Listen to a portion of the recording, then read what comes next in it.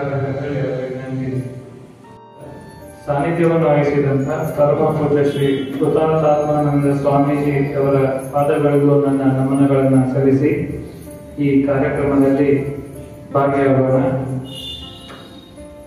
ಮೊದಲಿಗೆ ಶ್ರೀ ಸ್ಕಂದ ಪುರಾಣಾಂತರ್ಗತ ಶ್ರೀ ಗುರುಗೀತಾ ಗ್ರಂಥ ಬಿಡುಗಡೆ ಸಮಾರಂಭಕ್ಕೆ ಈ ಕಾರ್ಯಕ್ರಮದ ದಿವ್ಯ ಸಾನ್ನಿಧ್ಯವನ್ನು ವಹಿಸಿದಂತಹ ಪರಮ ಪೂಜ್ಯ ಶ್ರೀ ಕೃತಾರ್ಥಾತ್ಮಾನಂದ ಸ್ವಾಮಿ ಇವರಿಗೆ ಶ್ರೀಮಠದ ವತಿಯಿಂದ ಹಾಗೂ ನಮ್ಮ ನಿಮ್ಮೆಲ್ಲರ ವತಿಯಿಂದ ತುಂಬ ಹೃದಯದ ಸ್ವಾಗತವನ್ನು ಕೋರ್ತಾ ಇದ್ದೇನೆ. ಅದೇ ರೀತಿ ಈ ಕಾರ್ಯಕ್ರಮಕ್ಕೆ ಆಗಮಿಸಿದಂತ ಎಲ್ಲ ಭಕ್ತರಿಗೂ ಸಹಿತ ನಾನು ಶ್ರೀಮಠದ ವತಿಯಿಂದ ತುಂಬ ಹೃದಯದ ಸ್ವಾಗತವನ್ನ ಕೋರ್ತಾ ಇದ್ದೇನೆ. ಈಗ ಇವತ್ತಿನ ಈ ಕಾರ್ಯಕ್ರಮದ ಕುರಿತು ತಮ್ಮ ಪ್ರಾಸ್ತಾವಿಕ ನುಡಿಗಳನ್ನು ಆಡಿದ್ದಾರೆ ಶ್ರೀ ಸದಾನಂದ ಮಂಡೂರಿ.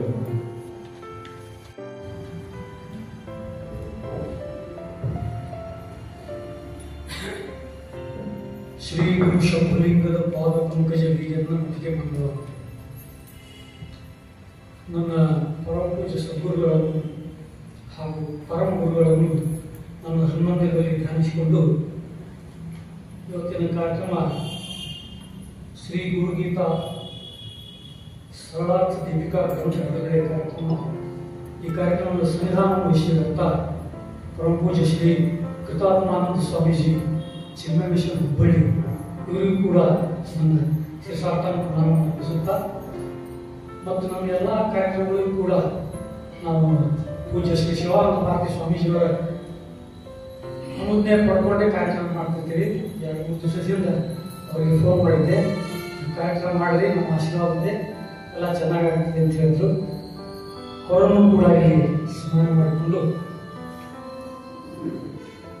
ಈ ಗುರು ಪೂರ್ಣಿಮಾ ಅಥವಾ ವ್ಯಾಸ ಪೂರ್ಣಿಮಾ ಅಂತ ಇರ್ತಾರೆ, ಈಗ ಬಂದಿದೆ. ಅದೇ ಈ ಗುರುಗೀತಾ ಗ್ರಂಥವನ್ನು ಯಾಕೆ ಪ್ರಿಂಟ್ ಮಾಡೋ ಪ್ರಸಂಗ ಬಂತಂದ್ರೆ, ನಮ್ಮಲ್ಲಿ ಆಶ್ರಮದಲ್ಲಿ ಪ್ರತಿ ವರ್ಷ ನಮ್ಮಲ್ಲಿ ನಮ್ಮ ಭಕ್ತರೊಬ್ಬರು ಗುಳೇದ ಮತ್ತು ಅಮಾತ್ಯಪ್ಪನವರು ಅಂತ ಹೇಳಿದ್ರು, ಅವ್ರ ಗುರಿಲೇ ಇದೆ. ಅವರು ಪ್ರತಿ ವರ್ಷವೂ ಗುರುಗೀತಾ ಗ್ರಂಥಗಳನ್ನು ತೆಗೆದುಕೊಂಡು ಎಲ್ಲರಿಗೂ ಭಾಳ ಮಂದಿಗೆ ದಾನ ಮಾಡ್ತಿದ್ರು. ಆಮೇಲೆ ಅಪಾರ ಹತ್ರ ಕೊಡ್ತಿದ್ರು, ಗುಳೇದವ್ರು ಬಂದು ಅಪಾರ ಎಲ್ಲರಿಗೂ ಆ ಗ್ರಂಥಗಳನ್ನು ಕೊಡ್ತಿದ್ರು. ಆ ಗ್ರಂಥಗಳು ನಮ್ಮ ಹತ್ರ ಇದ್ದು ಶಂಕರ್ ಪ್ರಕಾಶನ್ ಬೆಳಗಾವ್ ಅವರು ಪ್ರಿಂಟ್ ಮಾಡಿದ ಗ್ರಂಥ, ಅದನ್ನು ಆಶ್ರಯಿಸಿಕೊಂಡು ನಾವು ಈಗ ಶ್ಲೋಕ ಮತ್ತು ಅರ್ಥಸಹಿತವಾದ ಶ್ರೀ ಗುರುಗೀತಾ ಸರಳಾರ್ಥ ದೀಪಿಕಾ ಗ್ರಂಥವನ್ನು ಪ್ರಕಟ ಮಾಡಿದ್ದೇವೆ. ಇದಕ್ಕೆ ಮಂಗಳೂರಿನ ಪಂಡಿತರಾದಂಥ ಶ್ರೀ ರಾಗೇಶ್ವರಿ ಶಿವರಾಮ್ ಅವರ ಮಾರ್ಗದರ್ಶನದಲ್ಲಿ ಈ ಗ್ರಂಥವನ್ನು ಪ್ರಿಂಟ್ ಮಾಡಿದ್ದೇವೆ. ಮುಂದೆ ಮತ್ತೊಂದು ವಿಚಾರ ಅಂತ, ಇದು ಪಾರಾಯಣ ಗ್ರಂಥ ಅಂದ್ರೆ ಈ ಗುರುಗೀತಾ ಬಗ್ಗೆ ಅಪಾರ ಮಾಡಿದ ಪ್ರವಚನಗಳಿಂದ ಹಾಕಿರಂತ ಚೆನ್ನಾಗಿ ನಮ್ಮ ಹೊರಗವರು ಎಲ್ಲ ಮಾತಾಡ್ತೀವಿ. ಆ ಪ್ರಕಾರ ಮುಂದೆ ನಮ್ಮ ಆಶ್ರಮಕ್ಕೆ ಭಕ್ತರು ಬಹಳ ಕಷ್ಟಪಟ್ಟು ಅಪಾರ ಪ್ರವಚನ 9 ಪ್ರವಚನಗಳು ಗುರುಗೀತಾ ಪ್ರವಚನ, ಅವಷ್ಟು 9 ಪ್ರವಚನಗಳನ್ನು ಪ್ರವಚನ ರೂಪದಿಂದ ಗ್ರಂಥ ರೂಪಕ್ಕೆ ಇಳಿಸಿ ಅವನ್ನಷ್ಟು ರೆಡಿ ಮಾಡಿದ್ವಿ. ಇದಕ್ಕೂ ಭಾಳಷ್ಟು ಟೈಮ್ ತಗೋತೀವಿ, ಎಲ್ಲ ಎಷ್ಟು ಬಿಸಿ ಲೈಫ್ ಇದೆ ಎಲ್ಲ ಗೊತ್ತಿದೆ. ಅದ್ರಾಗೆ ಟೈಮ್ ಸಿಕ್ಕಾಗ ಕೂಡ್ಕೊಂಡು ಮಾಡಿದ್ವಿ. ಇದಕ್ಕೆ ಭಾಳಷ್ಟು ಮಂದಿ ಹೆಲ್ಪ್ ಮಾಡಿದ್ರು. ಮುಖ್ಯವಾಗಿ ಜ್ಞಾನೇಶ್ವರ ದಾರದವರು, ಶ್ರೀ CS ಅರಳೇಲ್ಮಠ್ ಅವರು ಹಾಗೂ ರಾಘವೇಂದ್ರ ಯಲ್ಲಾಪುರ್ಕರ್ ಅವರು ಮತ್ತು ಉಮೇಶ್ ತಾಂಬೆ ಮತ್ತು ನಮ್ಮ ಯುವಕ ಸಂಘದ ಎಲ್ಲ ಯುವಕರು ಕೂಡ ಇದಕ್ಕೆ ಸಹಾಯ ಮಾಡಿದರು. ಹಾಗಂತೆ ಈ ಗ್ರಂಥವನ್ನು ಪ್ರಿಂಟ್ ಈಗ ಸುಮಾರು ಒಂದು ಇದನ್ನು ಪ್ರಿಂಟ್ ಮಾಡಿಕೊಟ್ರು. ನಮ್ಮ ಅದಕ್ಕೆಲ್ಲ ಸರಿಯಾಗಿ ವ್ಯವಸ್ಥೆ ಮಾಡಿದ್ರು ನಮ್ಮ ಅರುಣ ದಾನಿಯವರು ಅವರಿಗೆ ಬಂದಿದ್ದಾರೆ. ಸೊ ಇದೆಲ್ಲ ರೆಡಿಯಾಗಿ ಗ್ರಂಥ ರೆಡಿಯಾಗಿದೆ. ಇದನ್ನು ಓಪನಿಂಗ್ ಮಾಡಲಿಕ್ಕೆ ಹ್ಯಾಕ್ ಮಾಡೋಣ ಕೃತಾತ್ಮಾನಂದ ಸ್ವಾಮೀಜಿಯವರಿಗೆ ರಿಕ್ವೆಸ್ಟ್ ಮಾಡ್ಕೊಂಡು ಅವರು ಬಂದರು. ಅವರಿಂದ ಗ್ರಂಥ ಬಿಡುಗಡೆ ಆಗುತ್ತೆ. ಇವತ್ತು ಗ್ರಂಥ ಬಿಡುಗಡೆ ಎಲ್ಲರೂ ತೆಗೆದುಕೊಂಡು ಆ ಗ್ರಂಥವನ್ನು ಪಾರಾಯಣ ಮಾಡಿ ಅದರಲ್ಲಿರುವ ಪೂಜ್ಯ ಗುರುಗಳು ಮಾಡಿದ ಪ್ರವಚನಗಳನ್ನು ಎಲ್ಲರೂ ಅಭ್ಯಾಸ ಮಾಡೋಣ. ಅಪಾರ ಪ್ರವಚನಗಳಂತಂದ್ರೆ ಎಷ್ಟು ಅರ್ಥ ಓದ್ತೀವಿ ಅಷ್ಟು ಏನೋ ವಿಶೇಷ ಅರ್ಥಗಳು ಬೆಳೆಯುವಂಥ ಒಂದು ಸಾಧ್ಯತೆ ಇರ್ತದೆ. ಆದ್ದರಿಂದ ಎಲ್ಲರೂ ಆ ಗ್ರಂಥವನ್ನು ಕೊಂಡುಕೊಂಡು ಪಾರಾಯಣ ಮಾಡಿ ಮತ್ತೆ ಆ ಗ್ರಂಥ ಪ್ರವಚನಗಳನ್ನು ಮನನ ಮಾಡೋಣ ಅಂತ ಹೇಳ್ತೇನೆ. ಇವತ್ತಿನ ದಿವಸ ಅದರ ಬೆಲೆ 100 ರೂಪಾಯಿ ಕೂಡ ಇವತ್ತು ತೊಗೊಂಡ್ರೆ ಅದು 75 ರೂಪಾಯಿ. ಇವತ್ತು ಒಬ್ಬರಿನ ದಿವಸ ಅಂತೇಳಿ 75 ರೂಪಾಯಿ ಇದೆ. ಎಲ್ಲರೂ ಅದರ ಪ್ರಯತ್ನ ನಾವು ಧನ್ಯವಾದಗಳು. ಗುರುಗಳ ಆಶೀರ್ವಾದ ಮೇಲೆ ಇರಲಿ ಅಂತೇಳಿ ಪ್ರಾರ್ಥಿಸಿಕೊಂಡು ನನಗೆ ಕಳಿಸ್ತಾರೆ. ಈಗ ಶ್ರೀಗಳವರಿಗೆ ಗೌರವ ಸಮರ್ಪಣೆ, ಶ್ರೀಮಠದ ವತಿಯಿಂದ ಗೌರವ ಸಮರ್ಪಣೆ ಮಾಡಿದ್ದಾರೆ. ಶ್ರೀ ಗೋವಿಂದಪ್ಪ ಮನಗೋಡಿ ಅಂಕಲಿಯವರು ಬಂದು ಶ್ರೀಗಳಿಗೆ ಗೌರವ ಸಮರ್ಪಣೆಯನ್ನು ಮಾಡಬೇಕಂತ ಹೇಳಿ ಅವರಿಗೆ ವಿನಂತಿ ಇದೆ.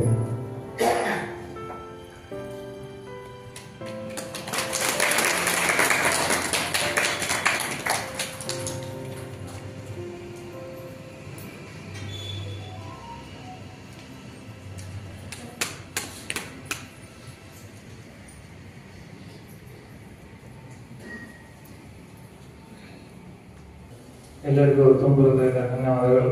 ಈಗ ಇವತ್ತಿನ ಈ ಕಾರ್ಯಕ್ರಮದ ಮುಖ್ಯ ಘಟ್ಟ ಪರಮ ಪೂಜ್ಯ ಶ್ರೀ ಪ್ರತಾಪಾನಂದ ಸ್ವಾಮೀಜಿ ಚಿನ್ಮಯ ಹುಬ್ಬಳ್ಳಿಯವರಿಂದ ಶ್ರೀ ಗುರುಗೀತಾ ಕವಚ್ ಪುಸ್ತಕದ ಬಿಡುಗಡೆ ಸಮಾರಂಭ. ಶ್ರೀಗಳನ್ನ ಮಠದ ಪರವಾಗಿ ನಾನು ಪುಸ್ತಕದ ಬಿಡುಗಡೆ ಕಾರ್ಯಕ್ರಮವನ್ನು ನೆರವೇರಿಸಿಕೊಡ್ಬೇಕಂತ ಹೇಳಿ ಅವರಲ್ಲಿ ವಿನಂತಿ ಇದೆ. ಕಾರ್ಯಕ್ರಮದಲ್ಲಿ ಭಾಗಿಯಾಗಬೇಕಂತ ಹೇಳಿ ವಿನಂತಿ ಇದೆ.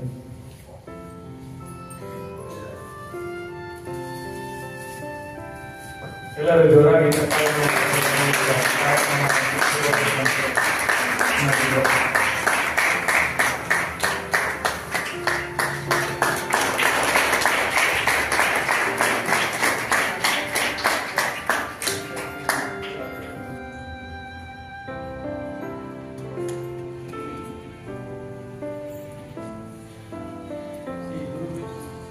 ಶ್ರೀ ಗುರುಗೀತಾ ಗ್ರಂಥ ಬಿಡುಗಡೆಯನ್ನ ಮಾಡಿದಂತ ಶ್ರೀಗಳಿಗೆ ತುಂಬ ಹೃದಯದ ಧನ್ಯವಾದಗಳು. ಈ ಗ್ರಂಥ ಬಿಡುಗಡೆಗೆ ಮುಖ್ಯವಾಗಿ ಪ್ರೋತ್ಸಾಹ ಮಾಡಿದವರು ಗ್ರಾಮ ಪುರೋಹಿತ ದಂಪತಿಗಳು. ಗೊತ್ತಿದೆ ಪುಣಾದವರು ಪ್ರಭಾಕರ್ ಮತ್ತು ಗ್ರಾಮ ಪುರೋಹಿತ ದಂಪತಿಗಳು ಮಾಡಿದ ವಿಷಯ ಗೊತ್ತಿದೆ. ಸಾರಿ ಅವರೇ ಮುಖ್ಯವಾಗಿ ಇದಕ್ಕೆ ಈಗ ಇವತ್ತಿನ ಈ ಕಾರ್ಯಕ್ರಮದ ದಿವ್ಯ ಸಾನ್ನಿಧ್ಯವನ್ನು ವಹಿಸಿದ ಪರಮ ಪೂಜ್ಯ ಶ್ರೀ ಕೃತಾತಾನಂದ ಸ್ವಾಮೀಜಿ ಚಿನ್ಮಯ ಮಿಷನ್ ಹುಬ್ಬಳ್ಳಿಯವರು ತಮ್ಮ ಆಶೀರ್ವಚನದ ಮೂಲಕ ನಮ್ಮೆಲ್ಲರನ್ನ ಪಂಡಿತರನ್ನಾಗಿ ಮಾಡಬೇಕೆಂತ ಹೇಳಿ ಅವರಲ್ಲಿ ವಿನಂತಿಸಿಕೊಳ್ತಾರೆ.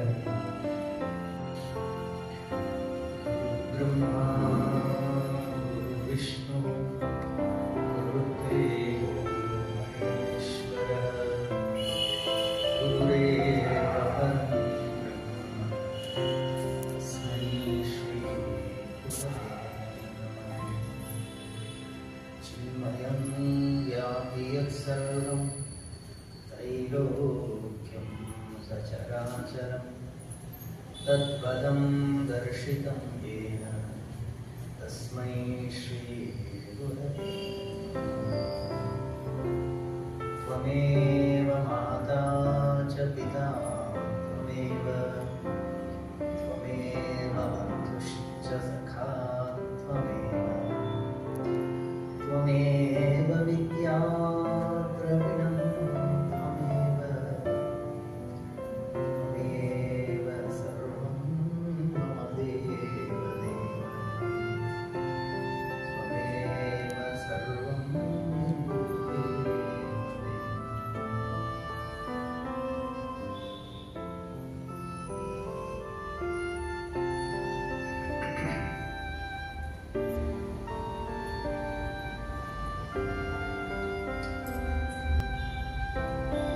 ಜಗತ್ತಿನ ಈ ಜೀವನದಲ್ಲಿ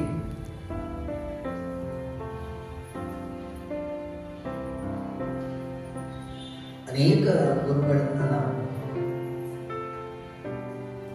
ಭೇಟಿಯಾಗ್ತೇವೆ.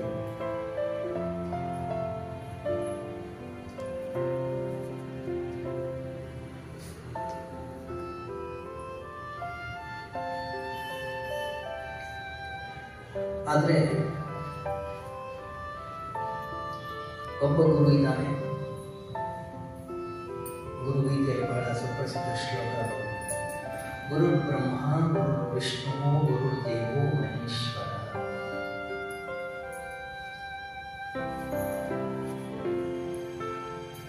ಅಕ್ಷರವನ್ನ ಕಲಿಸಿಕೊಟ್ಟಂಥವನನ್ನ ಗುರು ಅಂತ ಹೇಳಿ ಕರೀತೀವಿ ನಾವು ನಮ್ಮ ಆಡು ಭಾಷೆಯಲ್ಲಿ.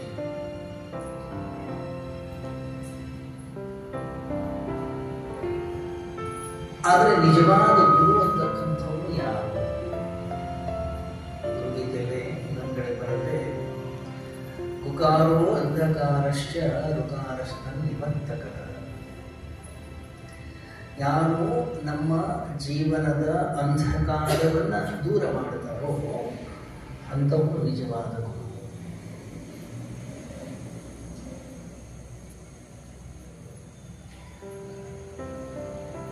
ಯಾವುದಾದ್ರು ಅಂಧಕಾರ ಗಮನಿಸಿ.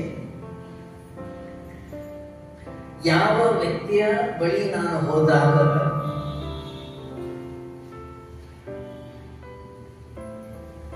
ನನ್ನ ಮನಸ್ಸಿನ ಒಳಗಡೆಗೆ, ನನ್ನ ಅಂತಃಕರಣದ ಒಳಗಡೆಗೆ ಸ್ವಲ್ಪ ನಾನಾ ತರದ ಕಾಮನೆಗಳು, ನಾನಾ ತರದ ಬಯಕೆಗಳು, ನಾನಾ ತರದ ವೃತ್ತಿಗಳು ಏರ್ಪಟ್ರೆ ಅವನನ್ನ ಗುರು ಅಂತ ಕರೆಯುವುದಿಲ್ಲ.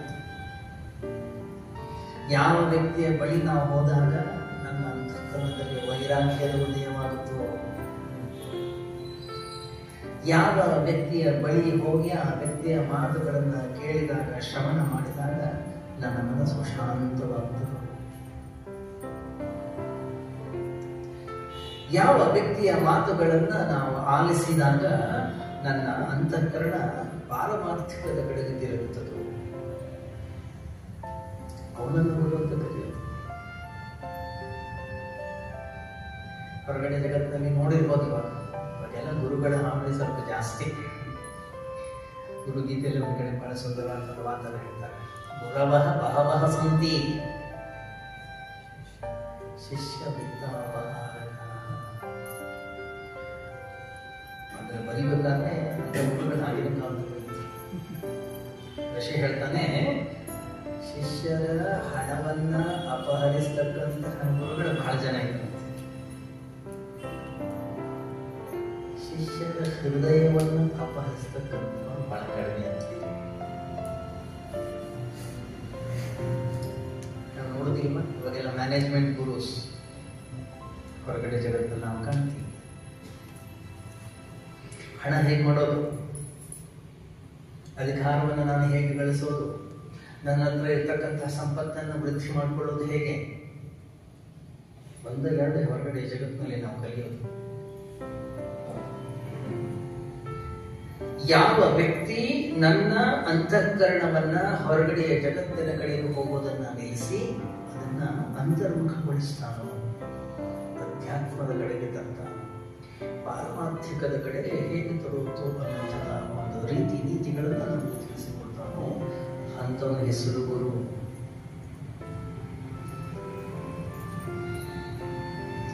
ಆದ್ರಿಂದ ಗುರುವಿಗೆ ಬ್ರಹ್ಮ ಅಂತಕ್ಕಂಥ ಹೆಸರು ಬಂತು. ಏನು ಬ್ರಹ್ಮನ ಕೆಲಸ?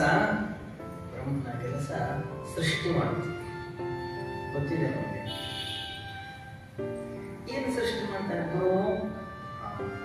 ಯಾವ ವ್ಯಕ್ತಿಗೆ ಈ ಹೊರಗಡೆಯ ಜಗತ್ತಿನ ಈ ಸಂಸಾರದ ಈ ತಾಪತ್ರಯಗಳು ಸಾಕಾಗಿದೆಯೋ, ಈ ಬಂಧನ ಅನ್ನೋದು ಸಾಕಾಗಿದೆಯೋ, ಅವನ ಒಂದು ಗುರುವಿನ ಬಳಿ ಬರ್ತಾನೆ. ಯಾವಾಗ ಗುರುವಿನ ಬಳಿ ಬರ್ತಾನೋ, ಗುರು ಮಾಡೋ ಕೆಲಸ ಏನು ಗೊತ್ತಾ? ಮೊದಲು ಶಿಷ್ಯನ ವ್ಯಕ್ತಿತ್ವವನ್ನು ಕತ್ತರಿಸಿ ಹಾಕ್ತಾನೆ. ಒಬ್ಬ ವ್ಯಕ್ತಿ ಗುರುವಿನ ಬಳಿ ಬರಬೇಕಾದ್ರೆ ಬಹಳ ಧೈರ್ಯ ಬೇಕು. ಅದಕ್ಕೆ ಗುರು ಬ್ರಹ್ಮ ಗುರು ವಿಷ್ಣು ಗುರು ದೇವೋ ಮಹೇಶ್ವರ. ಗುರುವಿಗೆ ಹೆಸರು ಮಹೇಶ, ಶಿವ. ಶಿವನ ಕೆಲಸ ಏನು? ಶಿವನ ಕೆಲಸ ಒಂದೇ, ಈ ಜಗತ್ತನ್ನು ಏನು ನಾಶ ಮಾಡೋದು. ನಾಶ ಮಾಡತಕ್ಕಂತಹ ಎಲ್ಲವನ್ನೂ ಬಂದಾಕ್ತಕ್ಕಂತಹ ಎಲ್ಲವನ್ನೂ ನಾಶ ದಿವಾಳಿ ಮಾಡತಕ್ಕಂಥ ಅಂಥವರನ್ನು ನಾವು ಪೂಜಿಸೋದು ಹೌದು. ಗಮನಿಸಿ, ನಮ್ಮ ಋಷಿಗಳ ಎಷ್ಟು ಉನ್ನತ, ಎಷ್ಟು ಸುಂದರ ದೃಷ್ಟಿಕೋನ ಅಂತಂದ್ರೆ, ಡಿಮಿಜಿ ತಮ್ಮ ಪ್ರಗದಲನ್ನು ಕಡೆ ಹೇಳ್ತಾರೆ, ಹುಟ್ಟಿದವರ ಎಲ್ಲ ಸಾಯದೆ ಇಲ್ಲೇ ಮತ್ತೆ ಹುಟ್ಟುವರ ಎಡೆಯಲ್ಲಿ ಮಂತಿಮ್ಮ. ಈ ಜಗತ್ತಿನಲ್ಲಿ ಏನಾದರೂ ಹೊಸತನ ಬರಬೇಕೋ ಅದು ಶಿವಲಿಂಗ. ಗಮನಿಸಿ, ಮನೆಯಲ್ಲಿ ವೃದ್ಧರಿದ್ದಾರೆ.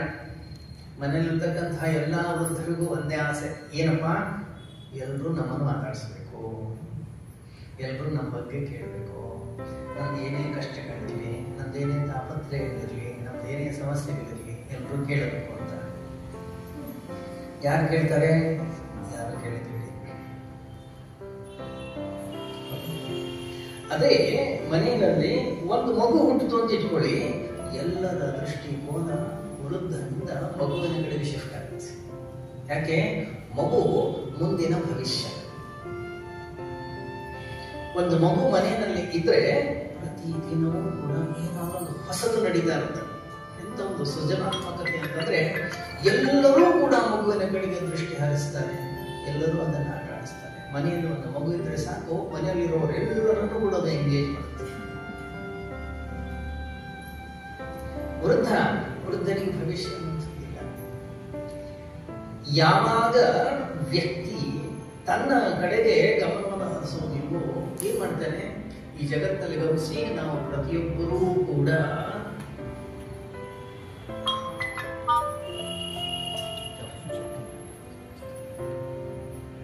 ಏನ್ ಬಯಸ್ತೀವಿ ಅಂತಂದ್ರೆ, ಕೂತ್ರೆ ನಿಂತ್ರೆ ಎದ್ರೆ ಎಲ್ಲರೂ ನನ್ನನ್ನೇ ಮಾತಾಡಿಸ್ಬೇಕು, ನನ್ನನ್ನೇ ನೋಡ್ಬೇಕು, ನನ್ನ ಬಗ್ಗೆ ಮಾತಾಡಬೇಕು.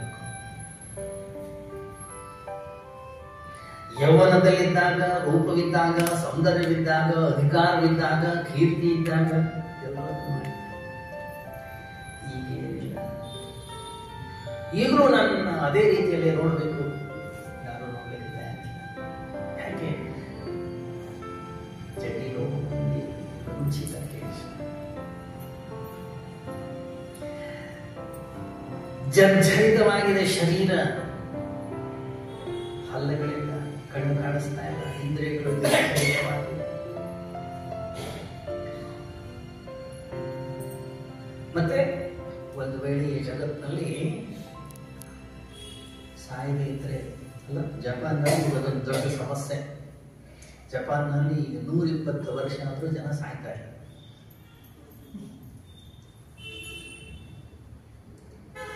ದೊಡ್ಡ ಸಮಸ್ಯೆ.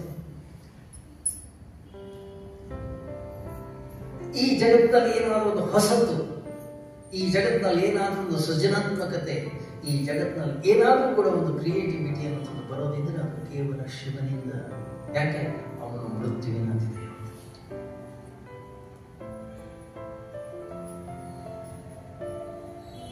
ಗಮನಿಸಿ, ನೀವು ನಮ್ಮ ಮನೆ ಮುಂದೆ ಹಾಕಿರೋ ಒಂದು ಸಣ್ಣ ಹೂವಿನ ಗಿಡ ಸಿಗುತ್ತು, ಒಂದು ಹೊಸ ಎಲೆ ಬಂತು, ಒಂದು ಹೊಸ ಹೂ ಬಿಡ್ತು ಅಂದ್ರೆ ಏನು ಖುಷಿ ಆಗುತ್ತೆ, ಏನು ಸಂತೋಷ ಆಗುತ್ತೆ, ಏನು ಸಂಭ್ರಮ ಆಗುತ್ತೆ. ಅದೇ ಗಿಡಕ್ಕೆ ಹೋಗಿ ಕೇಳಿ, ಏನೋ ನಿಂದು ಒಂದು ಎಲೆ ಉದುರ್ತಾ ಇದೆ, ಬೀಳ್ತಾ ಇದೆ, ನಿಮ್ಗೇನು ಬೇಜಾರಾಗಲ್ಲ? ಅದು ಹೇಳುತ್ತೆ, ಇಲ್ಲ, ಹೊಸ ಎಲೆ ಬರ್ತಾ ಇದೆ, ನನ್ನ ಲಕ್ಷ್ಯ ಅದರ ಕಡೆಗಿದೆ, ಬೀಳ್ತಾ ಇರೋ ಎಲೆ ಕಡೆ ನನ್ನ ಲಕ್ಷ್ಯ ಇಲ್ಲ. ಅದರಿಂದ ಈ ಜಗತ್ತಿನಲ್ಲಿ ಏನಾದರೂ ಒಂದು ಹೊಸತನ ಅನ್ನೋದು ಇರೋದಿದ್ರೆ ಅದು ಕೇವಲ ಶಿವನಿಂದ. ಯಾಕೆ? ಯಾಕೆಂದ್ರೆ ಅವನು ನಾಶ ಮಾಡ್ತಾನೆ. ನಾಶ ಅಂದ್ರೇನು? ಯಾರೇನೋ ತಪ್ಪು ತಿಳಿಯೋದು ಬೇಡ. ನಾಶ ಅಂದ್ರೆ ಬದಲಾವಣೆ, ಬದಲಾವಣೆ ಹೋಗುತ್ತೆ. ಈ ಜಗತ್ತಿನಲ್ಲಿ ಬದಲಾವಣೆ ಅನ್ನೋದು ಇಲ್ಲದೆ ಇದ್ರೆ ಬಹಳ ಹಿಂಸೆ ಆಗುತ್ತೆ, ಬಹಳ ಕಷ್ಟವಾಗುತ್ತೆ ನಮಗೆ. ಆ ಬದಲಾವಣೆ ಅನ್ನೋದು ನಮ್ಮ ಜೀವನವನ್ನ ಕಲ್ಲೋಲ ಕಲ್ಲೋಲ ಮಾಡುತ್ತದೆ. ಸಂಸಾರಿ ವೇಷದಲ್ಲಿ ಸನ್ಯಾಸಿ ರೂಪದಲ್ಲಿ ಸ್ವಾಮಿ ಬರಬಹುದು, ನಿನ್ನಡೆಗೆ ದಯ ತೋರಿ ಮಹಿಮಗಾಂಬೊಡನೆಗೆ ಸಂಸ್ಕಾರವಿರಬೇಕು, ತಾಮಸಿಗೆ ಬರಬೇಕು. ಗಮನಿಸಿ, ನಮ್ಮ ಜೀವನದಲ್ಲಿ ನಮ್ಮ ಅಕ್ಕಪಕ್ಕ, ನಮ್ಮ ಸುತ್ತಲೂ, ನಮ್ಮ ಎದುರುಗಡೆನೆ ಗುರುಗಳಿರಬಹುದು, ಆತ್ಮ ಸಂತರಿರಬಹುದು. ಒಬ್ಬ ಗುರುವಿನಲ್ಲಿರ್ತಕ್ಕಂತಹ ಗುರುತ್ವವನ್ನು, ಒಂದು ವಿಶೇಷತೆಯನ್ನು, ಅವನ ಮಹಾತ್ಮೆಯನ್ನ ನಾವು ಗುರುತಿಸಬೇಕಾದ್ರೆ ನಮಗೆ ಸ್ವಲ್ಪ ಸಂಸ್ಕಾರ ಇರಬೇಕು. ಭಗವಾನ್ ಶ್ರೀಕೃಷ್ಣ ಇದ್ದಾಗಲೇ ಅವನನ್ನು ಗುರುತಿಸಿದವರು ಕೆಲವೇ ಜನ. ಎಲ್ಲೋ ಭೀಷ್ಮ, ಎಲ್ಲ ಕುಂತಿ ವಿರಾಟ್ ರೂಪವನ್ನು ತೋರಿಸಿದ್ದಕ್ಕೆ ಅರ್ಜುನ ಒಪ್ಕೊಂಡ, ಇಲ್ಲಾಂದ್ರೆ ಅವನು ಹಿಡಿಯಲಿಲ್ಲ, ಒಪ್ಕೊಳ್ಳಿ. ಕೆಲವರು ಇಷ್ಟೇ ಗುರುತಿಸಿದ ಪರಮಹಂಸರಿದ್ದಾಗ ಏನು ನಮ್ಮ ಇವಾಗ ಒಂದು ದೊಡ್ಡ ಲೀಸ್ಟ್ ಇದೆ, ಸಂತ ಮಹಾಂತರದು, ಅವರೆಲ್ಲ ಇದ್ದಾಗ ಎಷ್ಟು ಜನ ಅವರನ್ನು ಗುರುತಿಸಿದವರು? ಬಹಳ ಕಡಿಮೆ. ಅವ್ರು ಹೋದ್ಮೇಲೆ ಅವರು ಭಾವಚಿತ್ರವನ್ನು ಇಟ್ಕೊಂಡು ಅವರು ಪೂಜೆ ಮಾಡಿಕೊಂಡು ಅವ್ರಿಗೆ ಪೂಜೆ ಮಾಡಿ ಅವರಿಗೆ ಅಭಿಷೇಕ ಸತ್ಯ. ಯಾರು ಶಿರಡಿ ಬಾಬಾ ಇದ್ದಾಗ ಊಟಕ್ಕತ್ತಿರ್ಲಿಲ್ಲ ಪಾಪ, ಎಲ್ಲೂ ಜಾಗ ಕೊಟ್ಟಿಲ್ಲ ಅಂತ ಹೇಳಿ ಹೋಗಿ ಮಸೀದಿಯೆಲ್ಲ ಹೊಲಕ್ತಿದ್ರು. ಇವತ್ತು ಜಗತ್ತಿನ ಅತ್ಯಂತ ಶ್ರೀಮಂತ ದೇವಸ್ಥಾನ ಅದು ಇವಾಗ. ಪಾಪ ಅವರಿದ್ದಾಗ ಅವ್ರ ಊಟ ಸಿಗ್ಲಿಲ್ಲ, ಇವತ್ತು ಯಾರೇ ಹೋಗಿ ಊಟ ಸಿಗುತ್ತಾರೆ. ಗುರು ಅಂದ್ರೆ ಹಾಗೆ. ಗಮನಿಸಿ, ಗುರುವನ್ನು ನಾನು ಗುರುತಿಸಲಿಕ್ಕೂ ನನ್ನ ಒಂದು ಸಂಸ್ಕಾರ. ಯಾರು ಹೇಳಿದ್ರು? ಸರ್ವಜ್ಞ ಎಷ್ಟು ಚಂದ ಒಂದು ಮಾತನ್ನು ಹೇಳ್ತಾರೆ, ಬಂಧುಗಳು ಆದವರು ಬಂದುಂಡು ಹೋಗುವರು, ಬಂಧನ ಕಡೆಯದರಿಗೆ. ಯಾವ ವ್ಯಕ್ತಿ ನನ್ನ ಅಂತಃಕರಣದ ಬಂಧನವನ್ನ ಕಡಿತಾನೋ ಅಂತೋರ್ಮಿಸುವುದು. ಯಾವ ವ್ಯಕ್ತಿ ನಮ್ಮ ಅಂತಃಕರಣದಲ್ಲಿ ವಿವೇಕದ ಜ್ಞಾನದ ದೀಪಿಗೆಯನ್ನು ಬೆಳಗಿಸ್ತಾನೋ, ದೀಪವನ್ನು ಹಚ್ತಾನೋ, ಅವನಿಗೆ ಗುರು. ಅದರಿಂದ ಅವನನ್ನು ಆರಾಧಿಸಬೇಕು, ಅವನನ್ನೇ ಪೂಜಿಸಬೇಕು. ಗಮನಿಸಿ ನೀವು, ಯಾವ ವ್ಯಕ್ತಿ ಗುರುವಿನ ಬಳಿ ಹೋಗ್ತಾನೋ ಅಂತವನನ್ನ ದ್ವಿಜ ಅಂತ ಕರೀತಾರೆ. ದ್ವಿಜ ಅಂದ್ರೆ ಯಾರು? ಎರಡು ಸಾರಿ ಹುಟ್ಟಿದ,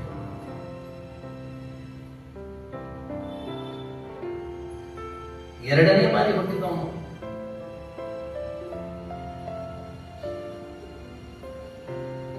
ಯಾಕೆ ಹೇಳಿ? ಯಾವ ವ್ಯಕ್ತಿ ಗುರುವಿನ ಬಳಿ ಹೋಗ್ತಾನೆ ಅವನನ್ನು ಹೊಸ ಜನ್ಮವನ್ನು ಕೊಡ್ತಾನೆ, ಹೊಸ ದೃಷ್ಟಿಕೋನವನ್ನು ಕೊಡ್ತಾನೆ, ಹೊಸ ಜಗತ್ತಿನ ಪರಿಚಯವನ್ನು ಮಾಡಿಕೊಡ್ತಾನೆ.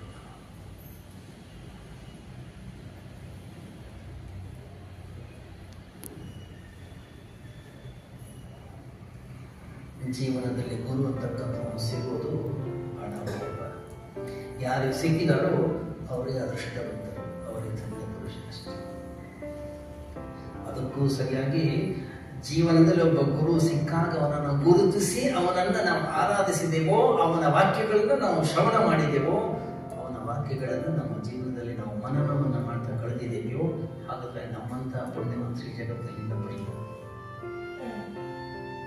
ವಿಶೇಷವಾದಂತ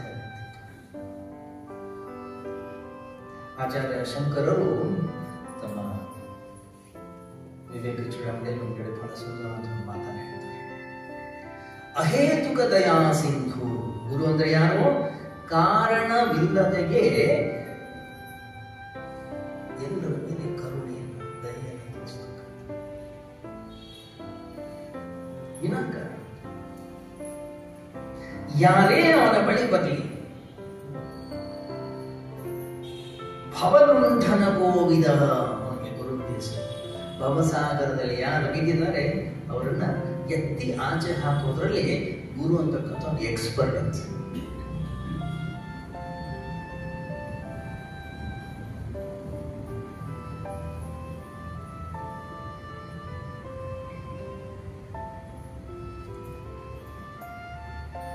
ಆದ್ರಿಂದ ಗುರುವಿನ ಬಳಿ ಹೋಗುವಂಥದ್ದೇನಿದೆ, ಗುರುವಿನ ಉಪದೇಶವನ್ನು ಪಡೆಯುವಂಥದ್ದು ಬಹಳ ವಿಶೇಷ.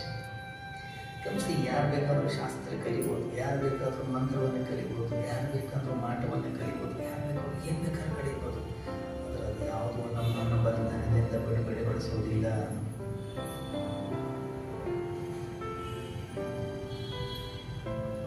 ನಿರ್ಭಯತ್ವವನ್ನ ಏನಾದರೂ ಕೊಡಬೇಕು ಈ ಜಗತ್ತಿನಲ್ಲಿ, ಕೇವಲ ಗುರು.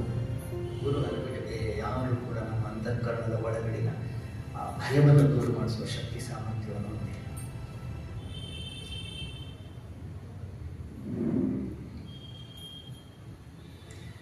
ಗಮನಿಸಿ, ಜೀವನದಲ್ಲಿ ಎಲ್ಲವೂ ಚೆನ್ನಾಗಿರುತ್ತೆ, ಎಲ್ಲವೂ ಚೆನ್ನಾಗಿದ್ದಾಗ ಎಲ್ಲರೂ ನಮ್ಮವರೇ. ಜೀವನದಲ್ಲಿ ಸ್ವಲ್ಪ ಏರುಪೇರಾಯಿತು, ಸ್ವಲ್ಪ ಏನಾದರೂ ಹೆಚ್ಚು ಕಡಿಮೆ ಆಯಿತು, ಆವಾಗ ನಮ್ಮ ಜೀವನದ ಸಂಬಂಧಗಳ ಪರಿಚಯ ನಮಗಾಗುತ್ತೆ. ಯಾರು ನಮ್ಮವರು, ಯಾರು ನಮ್ಮ ಆತ್ಮೀಯರು, ಯಾರು ಹೊರಗಡೆಯವರು. ನಮ್ಮ ಹತ್ರ ಹಣ ಇದ್ದಾಗ, ನಮ್ಮ ಹತ್ರ ಅಧಿಕಾರ ಇದ್ದಾಗ, ನಮ್ಮ ಹತ್ರ ಕೀರ್ತಿ ಯಶಸ್ಸಿದ್ದಾಗ, ನಮ್ಮ ಹತ್ರ ಯೌವನವಿದ್ದಾಗ, ನಮ್ಮಲ್ಲಿ ಸೌಂದರ್ಯವಿದ್ದಾಗ ಈ ಜಗತ್ತು ನಮ್ಮ ಹಿಂದೆ ಇರುತ್ತೆ.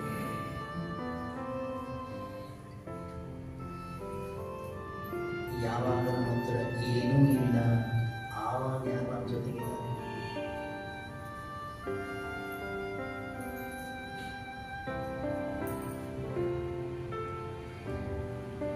ಗುರುವಿನ ಕೇಳಿರ್ಬೇಕು ನೀವು. ಯಾಕಂದ್ರೆ ಆತ್ಮದ ಈ ಪ್ರವಚನಕಾರರ ಬಗ್ಗೆ ಒಬ್ಬರು ಉಲ್ಲೇಖಿಸಿರ್ತಾರೆ ದೃಷ್ಟಾಂತವನ್ನು. ಶಾಸ್ತ್ರದಲ್ಲಿ ಒಂದು ಉಲ್ಲೇಖ ಇತ್ತು. ಏನಪ್ಪ ಉಲ್ಲೇಖ ಅಂದ್ರೆ, ಒಂದು ಮಣಿ ಇತ್ತು, ಸ್ಪರ್ಶಮಣಿ ಅಂತ. ಸ್ಪರ್ಶಮಣಿಯ ಒಂದು ವಿಶೇಷ ವೈಶಿಷ್ಟ್ಯ ಏನಪ್ಪ ಅಂತಂದ್ರೆ, ಆ ಮಣಿ ಯಾವುದೇ ಲೋಹವನ್ನು ಸ್ಪರ್ಶಿಸಲಿ ಅದು ಬಂಗಾರ. ಯಾವುದೇ ಲೋಹವನ್ನು ಸ್ಪರ್ಶ ಮಾಡಿ ಬಂಗಾರ ಮಾಡ್ತದೆ. ಅದಕ್ಕೆ ನಮ್ಮ ಋಷಿಗಳು ಹೇಳ್ತಾರೆ, ನಮ್ಮ ಗುರು ಅಂತಕ್ಕಂತಹ ಒಂದು ತತ್ವ ಏನಿದೆ ಸ್ಪರ್ಶಮಣಿ ಆಗಲ್ಲ. ಯಾಕೆ? ಸ್ಪರ್ಶಮಣಿ ಎಲ್ಲ ಲೋಹಗಳನ್ನ ಬಂಗಾರವನ್ನಷ್ಟೇ ಮಾಡುತ್ತೆ. ಸ್ಪರ್ಶಮಣಿ ಇನ್ನೊಂದು ಸ್ಪರ್ಶಮಣಿಯನ್ನು ನಿರ್ಮಾಣ ಮಾಡುತ್ತಿದೆ. ಗುರು ಆಗಲ್ಲ. ಗುರು ತನ್ನ ಹತ್ರ ಬಂದವರನ್ನ ಗುರುವನ್ನಾಗಿ ಮಾಡ್ತಾರೆ.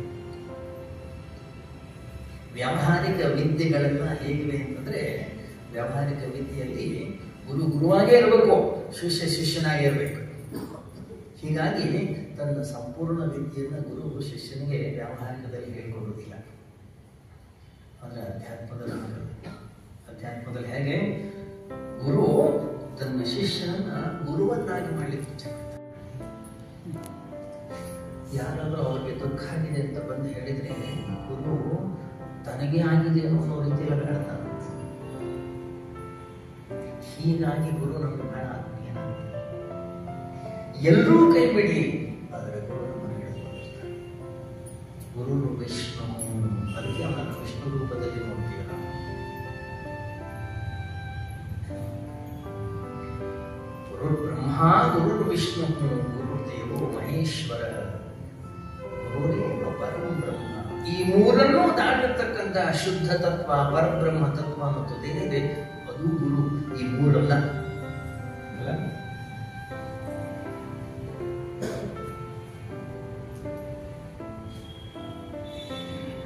ನೋಡಿ, ಎಲ್ಲಿ ತನಕ ನಾವು ಗುರು ತತ್ವವನ್ನು ತಿಳಿಯೋದಿಲ್ಲ ಅಲ್ಲಿ ತನಕ ಏನು ಪೂಜೆ ಮಾಡಿದರೆ, ಏನು ಜಪ ಮಾಡಿದರೆ, ಏನು ವ್ರತಗಳನ್ನು ಮಾಡಿದರೆ, ಏನು ತೀರ್ಥಯಾತ್ರೆಗಳನ್ನ ಮಾಡಿದರೆ, ಏನು ದಾನ ಮಾಡಿದರೆ, ಎಲ್ಲವೂ ಕೂಡ ವ್ಯರ್ಥ. ಗಮನಿಸಿ, ಈ ಗುರುವಿನ ಬಗ್ಗೆ ಈ ಗೀತಾ ಏನ್ ಹೇಳಿ, ಸಂತೋಷದಿಂದ ಹಾಡಿರ್ತಕ್ಕಂತಹ ಗೀತೆ ಇದು. ಹಾಡಿದು ಸಂಭ್ರಮದಿಂದ ಹಾಡಿರ್ತಕ್ಕಂಥ ಹಾಡಿದು. ಗಮನಿಸಿ, ಜೀವನದಲ್ಲಿ ಯಾಕೆ ನಮಗೆ ಹಾಡುಗಳು ಇಷ್ಟವಾಗ್ತವೆ ಅಂತಂದ್ರೆ, ನಮ್ಮ ಭಾವನೆಗಳನ್ನು ಬದಲಾಯಿಸಿ ಆ ಶಬ್ದಗಳು, ಆ ಒಂದು ತಾಳ, ಆ ಒಂದು ಭಾವನೆ. ಹಿಂದೆ ನಮ್ಮ ಋಷಿಮುನಿಗಳು ಕಂಡು ಹಿಡ್ಕೊಂಡಿರ್ತಕ್ಕಂಥ ರೀತಿ ಇದು. ಇವತ್ತು ನಾವೆಲ್ಲ ಸಿನಿಮಾ ಹಾಡು ಮಸಿ ಅನ್ನೋದು ಕೇಳ್ತೀವಿ. ಹಿಂದೆ ನಮ್ಮ ಋಷಿಮುನಿಗಳು ನಮ್ಮ ಮನಸ್ಸನ್ನ ಹೇಗೆ ಇಟ್ಕೊಳ್ಬೇಕು ಅನ್ನೋದಕ್ಕೆ ಕಂಡು ಹಿಡ್ಕೊಂಡಿರ್ತಕ್ಕಂಥ ಗ್ರಂಥಗಳಿವೆಲ್ಲ. ಯಾರೋ ಬಂದ್ರೆ ಗುರುಗೀತೆ ಹೇಳೋರು, ಇನ್ಯಾರೋ ಬಂದ್ರೆ ಭಗವದ್ಗೀತೆ ಹೇಳೋರು, ಇನ್ಯಾರೋ ಬಂದ್ರೆ ಇನ್ನೇನೋ ಗೀತೆ, ಉದ್ದವ ಗೀತೆಯನ್ನು ಹೇಳೋರು, ಮತ್ತೆ ಯಾರೋ ಬಂದ್ರೆ ಉಪನಿಷತ್ತಿನ ಮಂತ್ರಗಳನ್ನು ಹೇಳೋರು, ಇನ್ನೆಲ್ಲೋ ದೇವಸ್ಥಾನಕ್ಕೆ ಹೋದ್ರೆ ರುದ್ರವನ್ನು ಹೇಳೋರು. ಏನದು? ಅದು ಕೂಡ ಒಂದು ಸಂಗೀತವೇ. ಆದ್ರೆ ಯಾವಾಗ ಬೇರೆ ಬೇರೆ ಬೇರೆ ರೀತಿಯ ಸಂಗೀತವನ್ನು ನಾವು ಆಲಿಸ್ತೀವಿ, ನಮ್ಮ ಮನಸ್ಸು ಬದಲಾಗ್ತಿತ್ತು, ಭಾವನೆಗಳು ಬದಲಾಗ್ತಿತ್ತು, ಅಂತಃಕರಣದಲ್ಲಿ ಸಾತ್ವಿಕತೆ ಅನ್ನೋದು ಹೆಚ್ಚಾಗ್ತಿತ್ತು. ಯಾವಾಗ ವ್ಯಕ್ತಿಯ ಅಂತಃಕರಣದಲ್ಲಿ ಸಾತ್ವಿಕತೆ ಅನ್ನೋದು ಹೆಚ್ಚಾಗ್ತದೋ ಒಳ್ಳೆ ಕೆಲಸ ಮಾಡ್ಲಿಕ್ಕೆ ಶುರು ಮಾಡ್ತಾನೆ ವ್ಯಕ್ತಿ. ಅದಕ್ಕೆ ಯಾವಾಗ ನಾವು ಗುರುವಿನ ಬಳಿ ಹೋಗ್ತೀವಿ, ಯಾವಾಗ ನಾವು ಆಶ್ರಮಕ್ಕೆ ಹೋಗ್ತೀವಿ, ಯಾವಾಗ ನಾವು ಸತ್ಸಂಗಕ್ಕೆ ಹೋಗ್ತೀವಿ, ಯಾವಾಗ ನಾವು ಶ್ರವಣವನ್ನು ಮಾಡ್ತೀವಿ, ಅಂತಃಕರಣ ಚಿಂತನೆ, ಆ ರೀತಿಯ ಭಾವನೆಗಳು, ಸತ್ವಗುಣಗಳು ಬರಲಿಕ್ಕೆ ಶುರು. ಗಮನಿಸಿ, ಯಾರೂ ತಪ್ಪು ತಿಳಿಯೋದು ಬೇಡ. ರಾವಣ ಅಂತಕ್ಕಂಥವನು ಲಂಕೆಯಲ್ಲಿದ್ದ, ರಾಮ ಅಂತಕ್ಕಂಥವನು ಅಯೋಧ್ಯೆಯಲ್ಲಿದ್ದ. ಇಲ್ಲ, ಇಬ್ರು ಇಲ್ಲೇ ಇದ್ದಾರೆ, ಇಬ್ರು ಒಳಗಡೆ. ಯಾರು ಯಾವಾಗ ಹೊರಗೆ ಬರ್ತಾರೆ ಆವಾಗ ಇದು ಯಾವ ಊರು ಅಂತ ಗೊತ್ತಾಗುತ್ತೆ. ಇದು ಶ್ರೀಲಂಕಾನೋ ಅಯ್ಯೋ. 24 ಗಂಟೆ ಪರಮಾತ್ಮನ ಹೃದಯದಲ್ಲಿ ನೀವು ಧರಿಸಿಕೊಂಡು ಈ ಜಗತ್ತಿನಲ್ಲಿ ಜೀವನ ಮಾಡೋದಾದ್ರೆ ನಿಮ್ಮಿಂದ ಪಾಪ ಕೃತ್ಯಗಳನ್ನು ನಡೆಸಲಿಕ್ಕೆ ಸಾಧ್ಯ ಇದೆಯಾ? ವಿಚಾರ ಮಾಡಿ. ಮತ್ತೆ ದೂರ ಇಡ್ತೀವಿ, ಬೇಡ ನಮ್ಮ ಹತ್ರ. ಗುರುಗಳೇ, ವಾರಕ್ಕೆ ಬರ್ತೀವಿ, 1 ತಾಸು ಬರ್ತೀವಿ, ನೀವೇನು ಹೇಳ್ತೀರಿ ಹೇಳ್ರಿ ಅಷ್ಟೇ. ಅದು ಗುರು ಎಂಥ ವೈಶಾಲ್ಯ ಅವನ ಹೃದಯ ಅಂದ್ರೆ, ಒಂದೇ ತಾಸು ಬರಲಿ, ಆ 1 ತಾಸಿನ ಆ ಒಂದು ಸಾನ್ನಿಧ್ಯ ಎಷ್ಟು ನಮ್ಮ ಮೇಲೆ ಪರಿಣಾಮಕಾರಿ ಅಂದ್ರೆ ಜೀವನ ಪೂರ್ತಿ ಅದು ನಮ್ಮ ಮೇಲೆ ಪರಿಣಾಮ. ಒಮ್ಮೆ ಗುರುವಿನ ಬಳಿ ಬಂದು ಮತ್ತೆ ಹಿಂದಿನ ಆಗಿರ್ಲಿಕ್ಕೆ ಸಾಧ್ಯ. ಗೌತಮ ಬುದ್ಧ ತನ್ನ ಶಿಷ್ಯರು ಹೇಳುವಂತೆ, ಯಾರು ಈ ಸತ್ಸಂಗದ ಒಳಗಡೆ ನೀವು ಬಂದಿದ್ದೀರೋ, ಬರುವಾಗ ನೀವು ಹೇಗಿದ್ರಿ, ಹೋಗುವಾಗ ನೀವು ಹಾಗೆ ಇರೋದಿಲ್ಲ. ಜನರಿಗೆ ಅರ್ಥ ಆಗ್ತಿರಲಿಲ್ಲ, ಏನ್ ರೀತಿಯ ಯಾವಾಗಲೂ ಹಾಗೆ. ಒಂದು ಸತ್ಸಂಗ, ಒಂದು ಸಜ್ಜನ, ಒಬ್ಬ ಮಹಾತ್ಮನ ಒಂದು ಸಾನ್ನಿಧ್ಯ ಅಂದ್ರೆ ಹಾಗೆ. ಯಾವುದನ್ನ ತೀರ್ಥ ಅಂತ ಕರಿತೀವಿ, ಯಾವುದನ್ನ ಕ್ಷೇತ್ರ ಅಂತ ಕರಿತೀವಿ, ಯಾವ ಕ್ಷೇತ್ರದಲ್ಲಿ ಪ್ರತಿನಿತ್ಯವೂ ಪ್ರತಿ ಕ್ಷಣವೂ ಪರಮಾತ್ಮನ ಚಿಂತನೆ ನಡೆದಿದೆಯೋ, ಯಾವ ಜಾಗದಲ್ಲಿ ಪರಮಾತ್ಮನ ಒಂದು ಜಪ ನಡೆದಿದೆಯೋ, ಆ ಪ್ರದೇಶಕ್ಕೆ ನಾವು ಹೋದ್ರೆ ನಮ್ಮ ಮನಸ್ಸು ಶಾಂತ. ಒಂದು ಜನ ನೆನಪಿಟ್ಕೊಳ್ಬೇಕು, ಎಲ್ಲಿ ಮನಸ್ಸು ಶಾಂತವಾಗಿದೆಯೋ ಅಲ್ಲೇ ಪರಮಾತ್ಮನ ಆವಾಸ ಸ್ಥಾನ, ಅಲ್ಲೇ ಪರಮಾತ್ಮ. ಮನಸ್ಸಿನ ಜಂಜಾಟ, ಮನಸ್ಸಿನ ಏರುಪೇರು, ಮನಸ್ಸಿನ ತಲ್ಲಾಟಕ್ಕೆ ಸಂಸಾರ. ಯಾವಾಗ ಮನಸ್ಸು ಶಾಂತವಾಯಿತು ಅಲ್ಲಿ ಪರಮಾತ್ಮ. ಮಂದಿರಕ್ಕೆ ಹೋಗೋದೇನಕ್ಕೆ, ನಾವು ಆಶ್ರಮಕ್ಕೆ ಹೋಗೋದೇನಕ್ಕೆ? ಈ ಗಲಾಟೆ ಮಾಡ್ತಾರೋ ಈ ಮನಸ್ಸನ್ನ ಶಾಂತಗೊಳಿಸೋದಕ್ಕೋಸ್ಕರ. ನಮ್ಮ ಪೂಜ್ಯ ಗುರುದೇವ ನಮ್ಮ ದೇವಸ್ಥಾನದಲ್ಲಿರ್ತಕ್ಕಂಥ ದೇವರುಗಳು ಒಂದು ಕೈ ಹೀಗಿರತ್ತಂತೆ, ಒಂದು ಕೈ ಹೀಗೆ. ಬರೀ ಹೀಗೆ ಇಟ್ಕೊಂಡ್ರೆ ಏನ್ ಚೆನ್ನಾಗಿರಲ್ಲ ಅಂತ ಹೇಳಿ ನಾವು ಏನ್ ಮಾಡಿದ್ದೀವಿ, ಮೋದಕ ಇಟ್ಟಿದ್ದಾರೆ, ಹಣ ಇಟ್ಟಿದ್ದಾರೆ, ಹೆಣ್ಣಿಟ್ಟಿದ್ದಾರೆ ಒಂದು ಕೈ ಮನುಷ್ಯ, ಅಥವಾ ಇನ್ನೇನೋ ಒಂದು ಆಯುಧಗಳನ್ನು ಕೊಟ್ಟಿದ್ದಾರೆ. ಈ ಕೈ ಹೀಗೆ ಇದೆ. ಆದ್ರೆ ನಮ್ಮ ಪೂಜ್ಯ ಗುರುದೇವ್ ಹೇಳೋರು ಯಾವಾಗಲೂ, ಪರಮಾತ್ಮ ಏನ್ ಹೇಳ್ತಾ ಇದ್ದಾನೆ, ಹೇ, ಈ ಜಗತ್ತಿನಲ್ಲಿ ನೆಮ್ಮದಿಯ ಜೀವನವನ್ನು ನೀವು ಸಾಗಿಸಬೇಕು, ಸಂತೋಷ ಸಂಭ್ರಮದ ಜೀವನವನ್ನು ಸಾಗಿಸಬೇಕು, ನೀವು ನಿಮ್ಮ ಮನಸ್ಸನ್ನು ಸರಿಯಾಗಿ ಇಟ್ಕೊಳ್ಬೇಕು. ನಿಮ್ಮ ಮನಸ್ಸು ಸರಿ ಇಲ್ಲ, ನನಗೆ ಕೊಡಿ, ಅದನ್ನು ಸರಿ ಮಾಡಿ ವಾಪಸ್ ತೆಗೆದು. ಅದನ್ನು ಹೇಳಿರೋದಂತೆ ನಮ್ಗೆ ಗೊತ್ತೇ ಇಲ್ಲ. ನಾವು ತಿಳ್ಕೊಂಡಿದ್ದೀವಿ ಅಲ್ಲೋದ್ರೆ ಬಂಗಾರ ಬರುತ್ತೆ, ಅಲ್ಲೋದ್ರೆ ನಮ್ಗೆ ಬೇಕಾದ ಸಿಗುತ್ತೆ, ಅಲ್ಲೋದ್ರೆ ನಮ್ಗೆ ಬಯಸಿದ್ದನ್ನೆಲ್ಲ ಕೊಟ್ಬಿಡ್ತಾನೆ.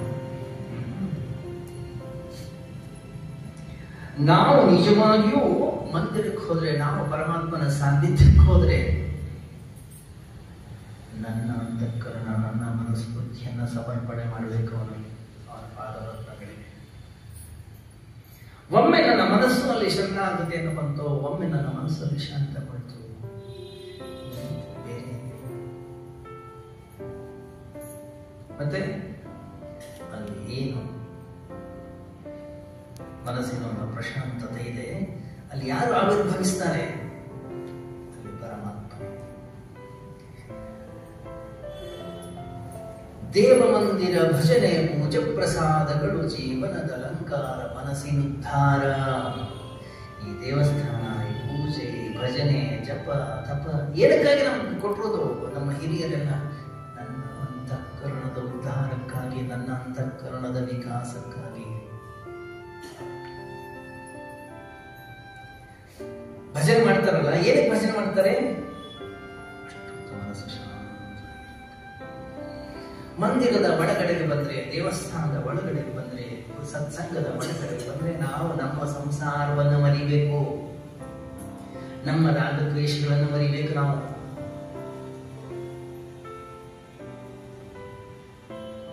ಗಮನಿಸಿ, ಸ್ನಾನದ ಒಳಗೆ ಹೋಗ್ತೀವಿ, ಸ್ನಾನ ಮಾಡಿ ಹೊರಗೆ ಬಂದಾಗ ಎಷ್ಟು ಖುಷಿ, ಎಷ್ಟು ಸಂತೋಷವಾಗುತ್ತೆ.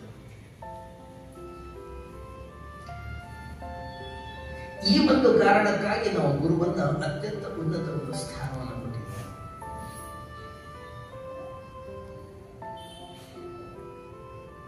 ಅಜ್ಞಾನ ಹೋಗಲಾಡಿಸುವವ ನಿಜ ಗುರು, ಜ್ಞಾನ ದೀಪ್ತಿಯ ಬೆಳಗುವವನು, ಧ್ಯಾನ ಮೌನಗಳ ಸಾಧಿಸುವವ ಗುರು, ಜಾನಕಿನಾಥನ ತೋರುವವನೇ. ನಾವು ಗುರುವಿನ ಬಳಿ ಹೋಗಿ ರಾಷ್ಟ್ರೀಯ ಸಂಸಾರ ವ್ಯವಹಾರದ ಬಗ್ಗೆ ಗಮನಿಸಿ, ಗುರು ಬಹಳ ಚಾಲಾಕಿ ಗೊತ್ತಿಲ್ಲ. ಸರಿ, ಹೀಗಾಗಿ ನಾವು ಸರಿ ಋಷಿಕೇಶಕ್ಕೆ ಹೋಗಿದ್ವಿ. ಋಷಿಕೇಶಕ್ಕೆ ಹೋದಾಗ ಮಹಾಮಂಡಲೇಶ್ವರಿ ಇದರ ಜೊತೆಗೆ ಒಬ್ಬರು ತಾಯಿ ಬಂದರು. ಸ್ವಾಮೀಜಿ, ನಾನು ನಿಮ್ಮ ಹತ್ರ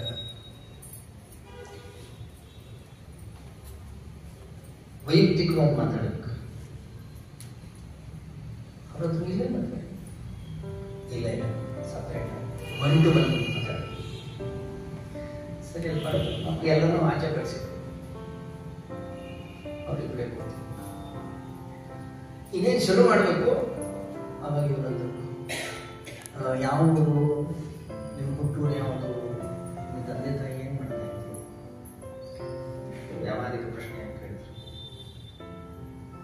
ಸುಮ್ಮನೆ ಕ್ಯಾಶುವಲಿ ಕೇಳಿದ್ರಷ್ಟೇ.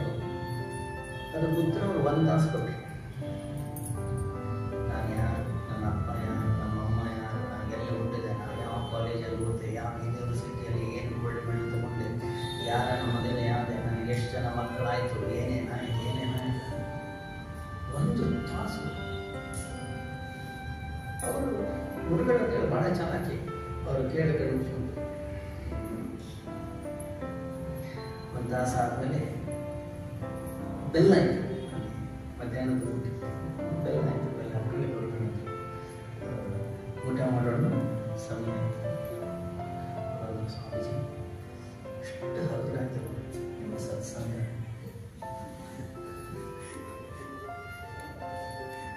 ಸ್ವಾಮೀಜಿ, ನಿನ್ ಸತ್ಸಂಗ ನನಗೂ, ನನ್ನ ಸತ್ಸಂಗ ನಿನ್ಗೂ. ಗುರುಗಳ ಬಳಿ ಹೋಗಿ ನಾವು ಮೌನವಾಗಿ ಕೂತ್ಕೋಬೇಕು. ಆವಾಗ ಅವರು ನಮ್ಗೆ ಉದ್ದೇಶ ಕೊಡ್ತಾರೆ. ನಾವೇ ಮಾತಾಡ್ತಾ ಇದ್ರೆ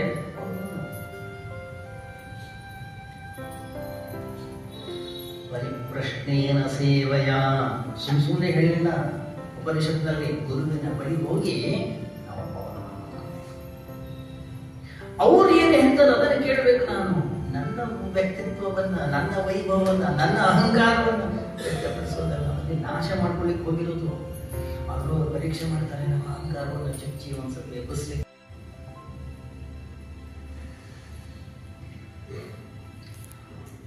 ಗುರು ಅಂತಕ್ಕಂಥ ಒಂದು ತತ್ವ ಏನಿದೆಯಲ್ಲ ನಮ್ಮ ಜೀವನದಲ್ಲಿ ದೊರಕೋದು ಬಹಳ ಕಷ್ಟ. ಗಮನಿಸಿ ನೀವು, ಗುರು ಪೌರ್ಣಿಮೆ ಆಚರಣೆ ಮಾಡ್ತೇವೆ. ಮುಂದಿನ ಭಾನುವಾರ 21ನೇ ತಾರೀಕು ವ್ಯಾಸ ಪೌರ್ಣಿಮೆಯನ್ನು ಗುರು ಪೌರ್ಣಿಮಾ ಅಂತೀವಿ. ಯಾಕೆ ಹೇಳಿ? ಅಮಾವಾಸ್ಯೆ ಮಾಡೋದಿಲ್ಲ, ಪೌರ್ಣಿಮೆ. ಗಮನಿಸಿ, ಚಂದ್ರ ನಮ್ಮ ಜೀವನದಲ್ಲಿ ಬಹಳ ವಿಶೇಷ ಸ್ಥಾನಮಾನವನ್ನು ಪಡೆದಿತ್ತು. ಚಂದ್ರ ತಂಪು, ಚಂದ್ರ ಎಲ್ಲರಿಗೂ ಸುಖವನ್ನು ಕೊಡ್ತಕ್ಕಂಥ, ಎಲ್ಲರಿಗೂ ಹಿತವನ್ನು ಉಂಟು ಮಾಡ್ತಕ್ಕಂಥ. ಚಂದ್ರನ ಏನಪ್ಪ ಒಂದು ವಿಶೇಷ ವೈಶಿಷ್ಟ್ಯ ಅಂದ್ರೆ ಅವನ ಹತ್ರ ಸ್ವಂತ ಬೆಳಕಿಲ್ಲ. ಅವನು ಏನೇ ಬೆಳಕಿದ್ರು ಸೂರ್ಯನದೇ ಬೆಳಕು. ಸೂರ್ಯನ ಬೆಳಕು ಅಲ್ಲಿ ಪ್ರತಿಫಲಿತವಾಗಿ ನಮಗೆ ಕಾಣಿಸ್ತದೆ. ಸೂರ್ಯನನ್ನು ನೀವು ನೇರವಾಗಿ ನೋಡ್ಲಿಕ್ಕೆ ಹೋಗಿ ನಿಮ್ಮ ಕಣ್ಣು ಹೋಗುತ್ತೆ. ಎಷ್ಟೋ ಜನ ಕಳ್ಕೊಂಡಿದ್ದಾರೆ ಸೂರ್ಯ ಉಪಾಸನೆಯನ್ನು ಮಾಡ್ಲಿಕ್ಕೆ. ಆದ್ರೆ ಅದೇ ಸೂರ್ಯ ಚಂದ್ರನ ಮೂಲಕ ಬರಲಿ, ಏನು ಖುಷಿ, ಏನು ಸಂತೋಷ. ಸಂತೋಷ, ಏನು ಸಂಭ್ರಮ, ಎಷ್ಟು ಹಿತವನ್ನು ಮಾಡ್ತದೆ. ಗುರು ಅಂದ್ರೆ ಪರಮಾತ್ಮ ನಮ್ಗೆ ಹೆಂಗಿನ ಗೊತ್ತಿಲ್ಲ, ಅವನಿಗೆ ನಮ್ಗೆ ಗೊತ್ತಿಲ್ಲ. ಆದರೆ ಅವ ಗುರುವಿನ ಮೂಲಕ ಹೊರಗಡೆ ಬಂದಾಗ ಏನೋ ಒಂದು ಹಿತ, ಏನೋ ಒಂದು ಖುಷಿ, ಏನೋ ಒಂದು ಸಂತೋಷ, ಏನೋ ಒಂದು ಸಂಭ್ರಮ. ಅವರ ಮಾತುಗಳು ನಮ್ಮ ಮನಸ್ಸಿಗೆ ಮಧುವನ್ನು ಮಾಡ್ತವೆ. ಅವನ ಮಾತುಗಳು ನಮ್ಮ ವ್ಯಕ್ತಿತ್ವವನ್ನು ಬದಲಾಯಿಸ್ತವೆ. ಅವನ ಮಾತುಗಳು ನಮ್ಮ ಜೀವನದಲ್ಲಿ ಹೊಸ ದೃಷ್ಟಿಕೋನವನ್ನು ಕೊಡುತ್ತವೆ. ಗಮನಿಸಿ, ನಮ್ಮ ಜೀವನದಲ್ಲಿ ಗುರು ಇಲ್ಲ ಅಂದರೆ, ಗುರುವಿನ ಉಪದೇಶ ಇಲ್ಲ ಅಂದರೆ, ಗುರುವಿನ ಚಿಂತನೆ ಇಲ್ಲ ಅಂದರೆ, ಅಥವಾ ಅವನ ಜ್ಞಾನ ನಮ್ಮಲ್ಲಿಲ್ಲ ಅಂದರೆ ಹೇಗಿರ್ತೀವಿ ಗೊತ್ತಿದೆಯಲ್ಲ ನಮಗೆ. ಸಣ್ಣ ಸಣ್ಣ ವಿಷಯಗಳಿಗೆ ಜಗಳ ಮಾಡ್ಕೊಳ್ಳೋದು, ಸಣ್ಣ ಸಣ್ಣ ವಿಷಯಗಳಿಗೆ ಘರ್ಷಣೆಯನ್ನು ಮಾಡ್ಕೊಳ್ಳೋದು. ಏನು ನಮ್ಮ ಸಂಸಾರ ಜೀವನ ಅಂದ್ರೆ ಬರೀ ಘರ್ಷಣೆ, ರಾಗದ್ವೇಷ, ಹೊಟ್ಟೆ ಕಿಚ್ಚು, ಮತ್ಸರ, ಏರಿಳಿತಗಳು. ಇವ್ರು ಕಂಡ್ರು ಅವ್ರಿಗಾಗೋದಿಲ್ಲ, ಅವ್ರು ಕಂಡ್ರು ಇವ್ರಿಗಾಗೋದಿಲ್ಲ. ನೋಡಿದಿರಲ್ವಾ? ನವಗ್ರಹ ದೇವಸ್ಥಾನ ನೋಡಿದ್ದೀರಾ? ನವಗ್ರಹ ದೇವಸ್ಥಾನದ ವಿಶೇಷತೆ ಏನಂದ್ರೆ ಯಾರು ಒಬ್ಬರು ಮುಖ ಒಬ್ಬರು ನೋಡಿ.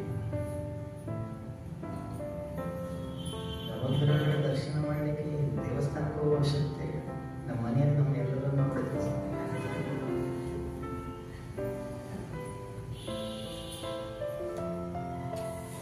ಗಮನಿಸಿ, ಗುರು ನಮ್ಮನ್ನು ಬಂದು ಮಾಡ್ತಾರೆ.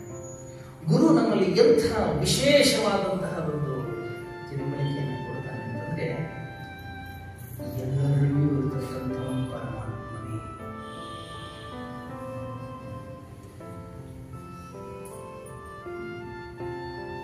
ನೀವು ಕೇಳಿರ್ಬೇಕು, ಪಂಚತಂತ್ರ ಅಂತ ಬಹಳ ಸುಂದರವಾದ ಪುಸ್ತಕವಿದೆ.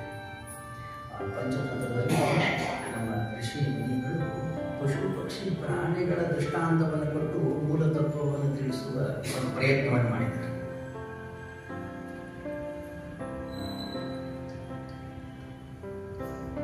ಗೊತ್ತಿದೆ ನಿಮಗೆಲ್ಲ, ನಿಮ್ಮೆಲ್ಲ ಕೇಳಿದೆ. ಒಬ್ಬ ಬ್ರಾಹ್ಮಣ ನದಿಯ ತಟದಲ್ಲಿ ಕೂತಿರುತ್ತಾನೆ. ಒಂದು ಚೇಳು ನೀರಲ್ಲಿ ಬಿದ್ದಿರುತ್ತದೆ. ಅವನು ಆ ಚೇಳನ್ನು ಎತ್ತಿ ಈಚೆ ಹಾಕಬೇಕು ಅಂತ ಪ್ರಯತ್ನ ಮಾಡ್ತಾನೆ. ಚೇಳು ಅವನಿಗೆ ಕುಟುಕ್ತದೆ. ಎಷ್ಟು ಜೋರ ಕುಟುಕ್ತದೆ, ರಕ್ತ ಬರುತ್ತೆ. ಅವನಿಗೆ ನೋವು ತಡ್ಕೊಳಕ್ಕಾಗಲ್ಲ. ಝಾಡಿಸ್ತಾನೆ, ಮತ್ತೆ ನೀರಲ್ಲಿ ಮತ್ತೆ ಎತ್ತುವ ಪ್ರಯತ್ನ ಮಾಡ್ತಾನೆ, ಮತ್ತೆ ಕುಟುಕ್ತದೆ. ಹಿಂದುಳಿದಂತಹ 4 ಜನ ಯುವಕರು ಜೋರ ಮೂರ್ಖ, ಚೇಳು ಕುಟುಕ್ತದೆ ಅಂತ ಗೊತ್ತಿಲ್ಲ.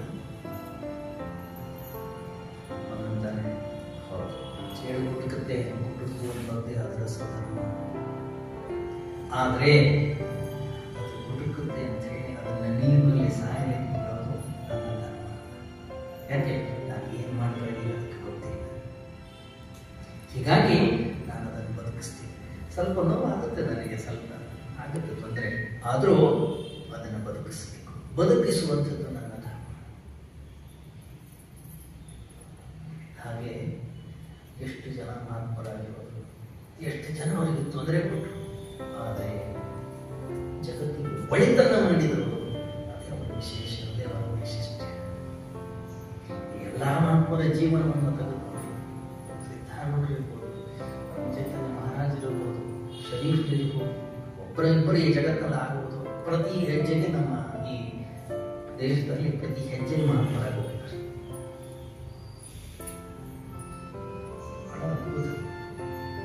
ಆದ್ರೆ ಎಲ್ಲರ ಹೃದಯ ಬಂದೆ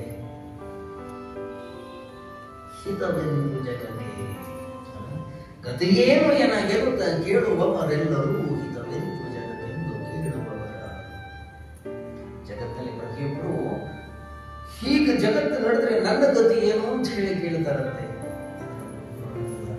ನಾನು ಹೇಗಿದ್ರೆ ಜಗತ್ತಿಗೆ ಹೊಳಿತಾರೆ, ನಾನು ಏನ್ ಮಾಡಿದ್ರೆ 4 ಜನರಿಗೆ ಉಪಕಾರ ಮಾಡಿದ್ವಿ, ನಾನು ಹೇಗಿದ್ರೆ 4 ಜನರ ಮನಸ್ಸಿಗೆ ಖುಷಿ, ಸಂತೋಷ, ನೆಮ್ಮದಿಯನ್ನು ತಂದು ಅವರ ಚಿಂತನೆಯನ್ನು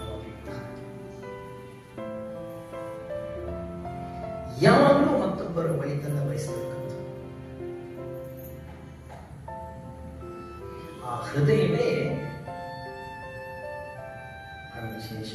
ಅಂತಹ ವ್ಯಕ್ತಿಯ ಜೀವನದಲ್ಲಿ, ಅಂತಹ ವ್ಯಕ್ತಿಯ ಹತ್ರ ನಾವು ಬಂದ್ರೆ, ಅಂತಹ ವ್ಯಕ್ತಿಯ ಸಂಪರ್ಕ ನಾವು ಸಿಕ್ಕರೆ ಅದೇ ನಮ್ಮ ಭಾಗ್ಯ ಅಷ್ಟೇ. ಬಹಳ ಅಪರೂಪ ಈ ಜಗತ್ತಲ್ಲಿ ಸಿಗೋದು. ಹೌದಾ? ಸಜ್ಜನರ ಸಂಘ, ಸತ್ಸಂಗ, ಸತ್ ವಸ್ತುವಿನ ಜೊತೆಗಿರುವಂಥದ್ದೇನಿದೆ ಅದು ನಿಜವಾದ ಸತ್ಸಂಗ. ಆ ಸದ್ ವಸ್ತುವಿನ ಜೊತೆಗಿರುವುದು ನಾವು ಹೇಳೋದಷ್ಟು ಸರಳವೇ ಬಹಳ ಕಷ್ಟ. ಮತ್ತೆ ಸದ್ ವಸ್ತುವನ್ನ ಯಾರು ತಿಳ್ಕೊಂಡಿದ್ದಾರೆ ಅವರು ನಮಗೇನಾದರೂ ಜೀವನದಲ್ಲಿ ಸಿಕ್ಕರೆ ಅದಕ್ಕಿಂತ ದೊಡ್ಡದು ಬಂದಿಲ್ಲ ಜಗತ್ತು. ಅವರ ಜೊತೆಗಿರುವಂಥದ್ದು, ಅವರ ಸೇವೆಯನ್ನು ಮಾಡುವಂಥದ್ದು, ಅವರ ಜೊತೆ ಒಂದು ಒಡನಾಟ ಬಹಳ ವಿಶೇಷ.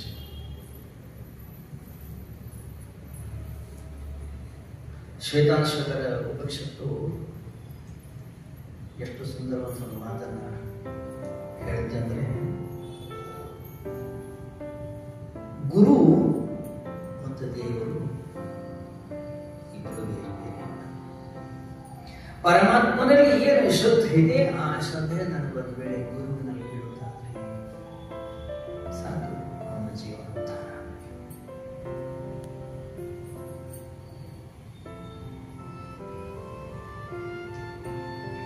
ತಸ್ಮಿನ್ ತಜ್ಜನೆ ಭೇದ ಅಭಾವಾತ್ ನಾರದ ತಮ್ಮ ಭಕ್ತ ಸೂತ್ರದಲ್ಲಿ ಅವನಿಗೂ ಅವನ ಜನರಿಗೂ ಯಾವುದೇ ವ್ಯತ್ಯಾಸ ಇಲ್ಲ.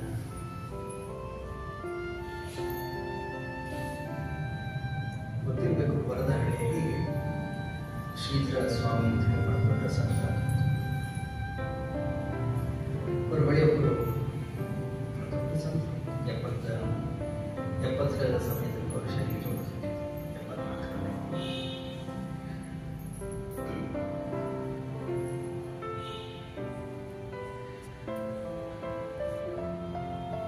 ಅವರ ಬಳಿ ಒಬ್ರು ಬಹಳ ಸೇವೆ ಮಾಡಿಕೊಂಡಿದ್ರು. ಅವರ ಮಿತ್ರ ಅವ್ರಿಗೆ ಹೇಳೋರು, ಒಂದು ಮೃತ್ಯುಂಜಯ ಹೋಮ ಮಾಡಬೇಕು, ನಿಮಗೆ ಟೈಮ್ ಸರಿ ಇಲ್ಲ, ಒಂದು ಮೃತ್ಯುಂಜಯ ಹೋಮ ಮಾಡೋದು. ಅವ್ರು ಹೇಳೋರು, ನೋಡಪ್ಪ ನಮ್ಮ ಜೀವನದಲ್ಲಿ ಏನಿದ್ರು ಗುರುಗಳು ಏನ್ ಕೇಳ್ತಾರೆ, ಅಥವಾ ನಮ್ಮ ಮನೆಯಲ್ಲಿ ಏನೇ ಮಾಡಿದ್ರು ಗುರುಗಳು ಏನ್ ಹೇಳ್ತಾರೆ ಅದನ್ನ ಮಾಡು, ಅದನ್ನ ಬಿಟ್ಟು ಆಯ್ತು ನೀನು ಹೇಳಬೇಕು. ಒಂದು ಹೇಳಿದ್ರು, ಹೊರಗಡೆ ಭಾಳ ಕಾಡ್ತಾ ಇದ್ದಾನೆ ಬಂದು, ಸುಮ್ಕೊಡು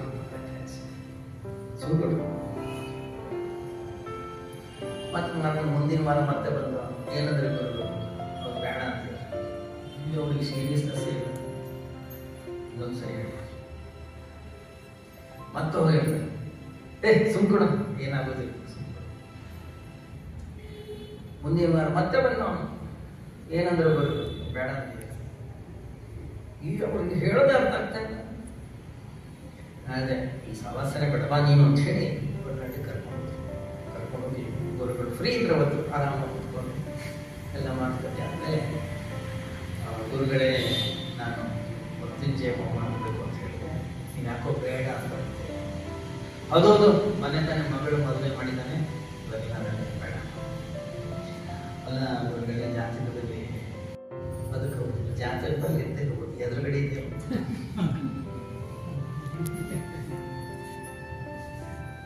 ನಿನ್ನ ಪ್ರಕಾರ ಅದು ಯಾವುದೋ ಒಂದು ಡೇಟ್ ಹೇಳ್ತಾರ, ಅವತ್ತು ಇವನು ಸಾಯ್ತಾನೆ, ಹೌದಲ್ಲ? ಅವನು ಸಾಯುವುದಿಲ್ಲ, ಇನ್ನು 10 ವರ್ಷ ಬರುತ್ತೆ, ಚಿಂತೆ ಮಾಡಬೇಡ.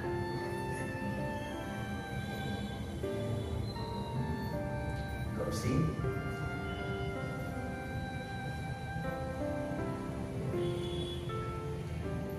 ಪ್ರತಿ ಕ್ಷಣವೂ ಮತ್ತೊಬ್ಬ ವ್ಯಕ್ತಿಯ ಶ್ರೇಯಸ್ಸನ್ನ, ಮತ್ತೊಬ್ಬ ವ್ಯಕ್ತಿಯ ಉನ್ನತಿಯನ್ನ, ಮತ್ತೊಬ್ಬ ವ್ಯಕ್ತಿಯ ವಿಕಾಸವನ್ನ ಬಯಸ್ತಕ್ಕಂಥ ಹೃದಯವಂತಿಕೆ ಗುರುವಿನ. ಈ ಒಂದು ಕಾರಣಕ್ಕೆ ನಾವು ಪೂಜಿಸೋದು, ಈ ಒಂದು ಕಾರಣಕ್ಕಾಗಿ ಅವನ ಭಜನೆ ಮಾಡೋದು, ಈ ಒಂದು ಕಾರಣಕ್ಕಾಗಿ ಬಟ್ಟೆ ಬೆಳಿತೀವಿ ನಾವು. ಈ ಒಂದು ಕಾರಣಕ್ಕಾಗಿ ನಮ್ಮಲ್ಲಿರೋ ಎಲ್ಲ ಸರ್ವಸ್ವವನ್ನು ಅವನ ಪಾದ ಪದ್ಮಗಳಿಗೆ ಸಮರ್ಪಣೆ ಮಾಡ್ತೀವಿ. ಯಾಕೆ ಹೇಳಿ? ಯಾಕಂದ್ರೆ ಪ್ರತಿಯೊಬ್ಬ ವ್ಯಕ್ತಿಯ ಅಂತಃಕರಣದ ಒಳಗಡೆಗೆ ಸದ್ಗುಣವನ್ನು ಬೆಳೆಸುವ ಕೆಲಸ ಅದು ಕೇವಲ ಗುರುವಿನ ಮಾತ್ರ. ಜನಮಾನಸದಲ್ಲಿ ಸದ್ಭಾವನೆ ಬೀರಲು ಮತ್ತೊಮ್ಮೆ ಬಾ ಗುರುರಾಯ, ಹತ್ರ ಬಂದಂತಹ ಪ್ರತಿಯೊಬ್ಬ ವ್ಯಕ್ತಿ ಅಂತಃಕರಣದಲ್ಲಿ ಸದ್ಭಾವನೆ, ಸಾತ್ವಿಕತೆಯನ್ನು ಇರುವಂಥ ಕೆಲಸ ಕೇವಲ ಗುರು ಮಾತ್ರ ಮಾಡ್ತಾರೆ. ಯಾವ ರೂಪದಲ್ಲಿ? ಶಾರೀರಿಕ ರೂಪದಲ್ಲಿದ್ದಾಗ ಶಾರೀರಿಕ ರೂಪದಲ್ಲಿ ಮಾಡ್ತಾರೆ. ಒಂದಿಷ್ಟು ವಿಚಾರಗಳನ್ನು ಹೇಳೋದ್ರ ಮೂಲಕ, ಇಲ್ಲ ಅದೇ ಈ ಥರದ ಗ್ರಂಥಗಳನ್ನು ಬರೆದಿಡೋದ್ರ ಮೂಲಕ. ಇವತ್ತಿಗೆ ನಮ್ಮ ಮುಂದೆ ಒಂದಿಷ್ಟು ಗ್ರಂಥಗಳಿವೆ. ಏನಿವೆಲ್ಲ? ಇವೆಲ್ಲ ಸಾಕ್ಷಾತ್ ಗುರು ಇದ್ದಾರೆ. ಪ್ರತಿ ದಿವಸ ನಿಮ್ಗೆ ಇಷ್ಟ ಇದೆಯೋ ಇಷ್ಟ ಇಲ್ವೋ, ಪ್ರತಿ ದಿವಸ ಒಂದು ನಿಯಮವನ್ನು ಮಾಡ್ಕೋಬೇಕು. ನಾನು ಒಂದು ಪೇಜ್ ಓದ್ತೀನಿ, ನನಗೆ ಅರ್ಥ ಆಗುತ್ತೋ ಅರ್ಥ ಆಗೋದಿರೋ ಪ್ರಶ್ನೆ ಆಗಲೇ ಓದ್ತೀನಿ. ಗಮನಿಸಿ, ಜಗತ್ತಿನಲ್ಲಿ ಎಲ್ಲರಿಂದಲೂ ಅಜ್ಞಾನಿಯಾಗಿರೋದನ್ನು ಕಲಿಬೇಕು. ಗಮನಿಸಿ, ಮನೆಯಲ್ಲಿ ಒಂದು ಪೂಜಾ ಪುಣ್ಯನ ಮಾಡಿರೋದು ಪ್ರತಿಯೊಬ್ಬರಿಗೂ ಕೂಡ ಒಂದು ಪೂಜೆ ಅಂತೆ, ಭಜನೆ ಅಂತೆ, ಸಂಧ್ಯಾ ವಂದನೆ ಅಂತೆ, ಜಪ ಅಂತೆ, ವ್ರತ ಅಂತೆ ಒಳಗಡೆ ಕೂಡ ಉದ್ದೇಶ ಹೇಳೋ ನಿಮ್ಮಿಂದ ಜಗತ್ತಿಗೂ ಒಳ್ಳೆಯದು. ಅಷ್ಟೊತ್ತು ನೀವಿದ್ರೆ ನಿಮ್ಮಿಂದ ಜಗತ್ತಿಗೆ ಶಾಂತಿ. ಅಷ್ಟು. ಇನ್ನೊಂದು, ನೀವು ಒಳಗಡೆ ಇದ್ದಾಗ ಮನಸ್ಸನ್ನ ಶಾಂತವಾಗಿ ಇಟ್ಕೊಳ್ಳೋ ಪ್ರಯತ್ನ ಮಾಡ್ತಾರೆ.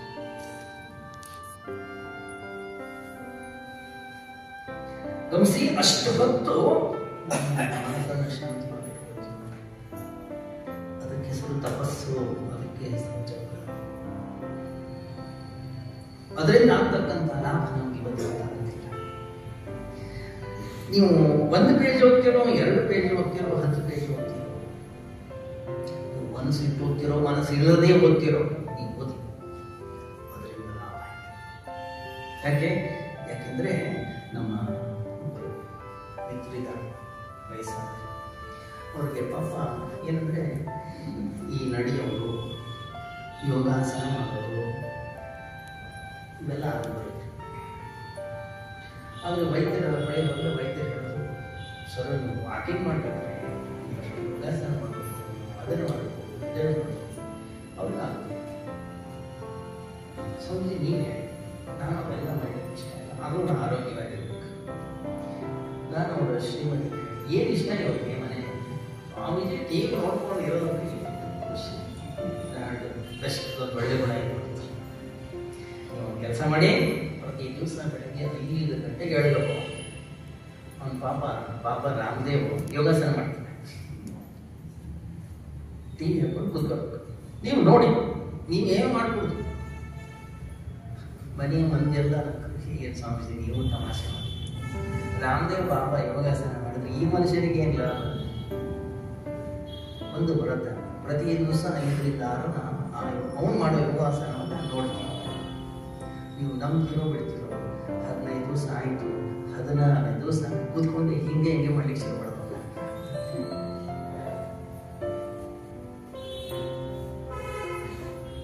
ನಮಗೆ ಗೊತ್ತಿಲ್ಲದೆ ನಮ್ಮನ್ನು ಮಾಡಿಸ್ತು.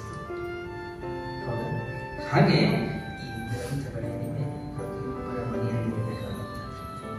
ಅಷ್ಟು ಮಾತ್ರವಲ್ಲ, ನಾವು ನಮ್ಮ ಜೀವನದಲ್ಲಿ ನೋಡಿದ್ದೀವಿ, ಏನು ಒಳ್ಳೆಯದಿದೆ, ನಮ್ಗೆ ಏನು ಒಳ್ಳೇದು ಅನಿಸುತ್ತೆ, ನಮ್ಗೆ ಯಾರು ಒಳ್ಳೆಯದು ಅನಿಸ್ತಾರಲ್ಲ ಅವ್ರಿಗೆ ಅಂತೀವಿ, ಇದು ನಾವು ಓದಿದ್ದೀವಿ, ನೀವು ಓದಿ ಅಲ್ಲ, ನಾವು ಮತ್ತೊಬ್ಬರಿಗೂ ಕೂಡ ಕೊಡ್ತೀವಿ ಅಂತ ಗ್ರಂಥ ಇದೆ. ಅದರಿಂದ ಬಹಳ ಸಂತೋಷ, ಬಹಳ ಸುಂದರವಾದಂಥ ಒಂದು ಈ ಗ್ರಂಥವನ್ನು ಇವರು ಪುನರ್ಮುದ್ರಣ ಮಾಡಿದ್ದಾರೆ. ಬಹಳ ಒಳ್ಳೆಯ ಕೆಲಸವನ್ನು ಕೂಡ ಮಾಡಿದ್ದಾರೆ. ಗುರುವಿಗೆ ಅವರ ಕಡೆಯಿಂದ ಆದಂತಹ ಸೇವೆಯನ್ನು ಅವರು ಮಾಡಿದ್ದಾರೆ. ಇನ್ನು ನಮ್ಮ ಜವಾಬ್ದಾರಿ ಏನದು? ಅದನ್ನು ತಗೊಂಡು ನಾವು ಪ್ರತಿನಿತ್ಯವೂ ಕೂಡ ಅದನ್ನು ಓದಿ ಆ ಸಂಸ್ಕಾರವನ್ನು ನಾವು ಬೆಳೆಸಿಕೊಂಡು ನಾವು ಉದ್ಧಾರ. ಗಮನಿಸಿ, ಗುರುವಿಗೆ ನಾವು ಏನು ಹಣ ಕೊಡ್ತೀವಿ, ನಾವೇನು ದಾನ ಮಾಡ್ತೀವಿ, ಅಥವಾ ನಾವು ಏನು ಹಣ್ಣು ಹಂಪಲುಗಳನ್ನು ಸಮರ್ಪಣೆ ಮಾಡ್ತೀವಿ, ಅದೆಲ್ಲ ಮುಖ್ಯ. ಅವನ ಕಡೆ ಗಮನವೇ ಇದೆ. ಹಂಗಿದ್ದಿದ್ರೆ ಅವನ ಮನೆಯಲ್ಲೇ ಇರ್ತಿದ್ದೆ, ಎಲ್ಲ ಬಿಟ್ಬಿಟ್ಟು ಸನ್ಯಾಸ ಆಗ್ತದೆ. ಅವ್ನಿಗೇನು ಬೇಕು? ಈ ಅಧ್ಯಾತ್ಮ ಮಾರ್ಗದಲ್ಲಿ ಶಿಷ್ಯ ಮುಂದುವರಿತಾನೆ ಅಂದರೆ ಗುರುವಿನ ಅವರಷ್ಟು ಸಂತೋಷ ಈ ಜಗತ್ತಲ್ಲಿ ಬೇರೆ ಆಗುತ್ತೆ. ಅದರಿಂದ ಪೂಜ್ಯ ಗುರುಗಳನ್ನು ತಾವೆಲ್ಲರೂ ನೋಡಿದ್ದೀರಿ, ಅವ್ರ ಜೊತೆ ಒಡನಾಡಿದ್ದೀರಿ, ಅವರ ಮಾತುಗಳನ್ನು ಕೇಳಿದ್ದೀರಿ. ಇವತ್ತು ಮತ್ತೆ ಹೊಸದಾಗಿ ಒಂದು ಪುಸ್ತಕವನ್ನು ಪ್ರಿಂಟ್ ಮಾಡಲಾಗಿದೆ. ಓದಿ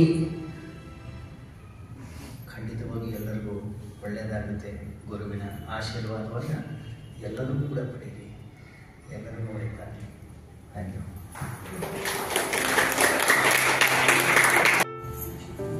ನಮ್ಮ ಆಶೀರ್ವಚನದ ಮೂಲಕ ಗುರುವಿನ ಆಶೀರ್ವಾದದಿಂದ ನಮ್ಮ ಜೀವನದಲ್ಲಿ ಆಗುವ ಬದಲಾವಣೆಗಳನ್ನು ಸವಿಸ್ತಾರವಾಗಿ ದೃಷ್ಟಾಂತಗಳ ಮೂಲಕ ಅತ್ಯಂತ ಸರಳವಾದ ಭಾಷೆಯಲ್ಲಿ ನಮ್ಮೆಲ್ಲರಿಗೂ ತಿಳಿಸಿದಂತಹ ಶ್ರೀಗಳಿಗೆ ಶ್ರೀಮಠದ ವತಿಯಿಂದ ತುಂಬ ಹೃದಯದ ಧನ್ಯವಾದಗಳನ್ನು ಸಮರ್ಪಿಸ್ತಾ ಇದ್ದೇನೆ.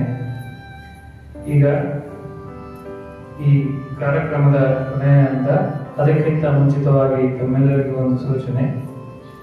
ಈ ಕಾರ್ಯಕ್ರಮ ಮುಗಿದ ನಂತರ ಲಘು ಪ್ರಸಾದದ ವ್ಯವಸ್ಥೆಯನ್ನ ಮಾಡಿದ್ದೆ. ದಯವಿಟ್ಟು ಎಲ್ಲರೂ ಸ್ವೀಕರಿಸಿ ತೆಗೆದುಕೊಂಡು ಹೋಗ್ಬೇಕಂತ ಹೇಳಿ ವಿನಂತಿ ಇದೆ.